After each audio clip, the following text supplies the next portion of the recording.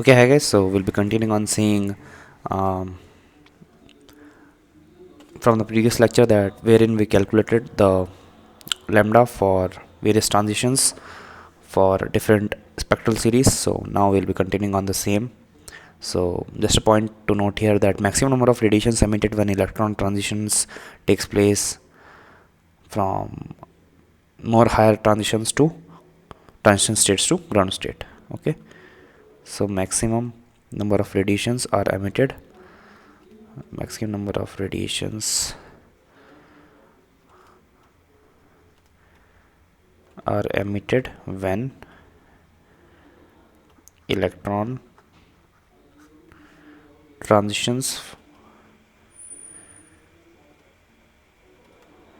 from higher transition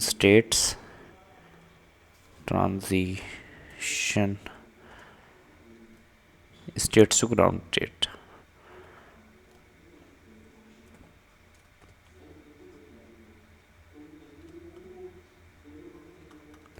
Okay, so first we have something like, if we have only one hydrogen atom, so in this case we would have something like, these are all the energy states: n equals to 1, n equals to 2, and n equals to 3. Okay, so in this case first transition would be from n equals to 3 to n equals to 2, then second would be n equals to 3, n equals to 2 to n equals to 1. Then second transitions would be from n equals to 1, this is n equals to 2, this is n equals to 3, and this is n equals to 4.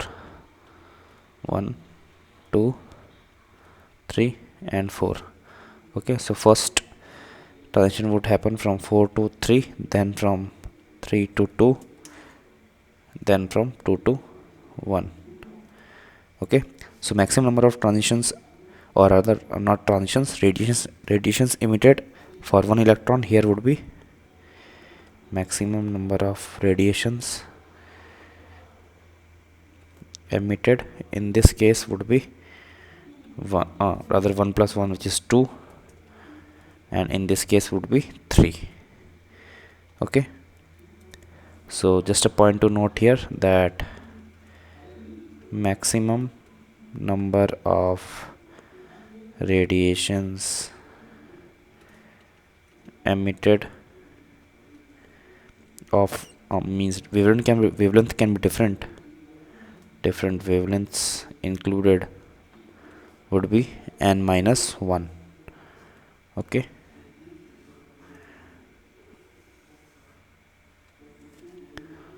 so when more than one electrons are considered, then the situations, or rather the situation is different. And let's actually take second case. I hope this was the first case mentioned over here, and now we are taking the second case wherein we have something like 2 electrons or more than 1 electron. So let's suppose we have 2 electrons here, E1 and E2. So first transition that could happen would be from 3 to 2, second could be from 2 to 1, and third could be from 3 to 1. Okay, what happens when we have n equals to means from 1 to 4, so 1, 2, 3, and 4. From n equals to 1, 2, 3, and 4. Again, what we'll see is first that suppose again we have, let's say, 4 electrons: 1, 2, 3, and 4. First would be from 4 to 3, second can go from 3 to 2, third can go, the same electron can go from 2 to 1. Okay, now if this electron again goes from 4 to 3, then it would be just a repetition of the radiation which was already emitted. Means it won't add to the number of different radiations emitted, right? So we won't be counting this again because this would be a duplicacy, but this is a valid transition. Okay, Similarly, again when it jumps from n equals 2 to 1, this type of transition has already been covered by the first electron, so again it would be a duplicacy. Second, here could be something like it first drop from this n equals to 3 to n equals to 4. This is not a valid transition, it has already been covered by the first electron. Second could be, this was the fourth one.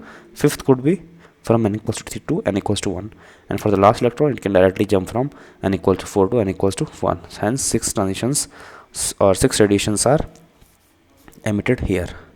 So here if we look at the maximum number of radiations when more than one electrons are considered with different wavelength. So how are you differentiating the radiations? With the scenario or with the key that they should have different wavelengths.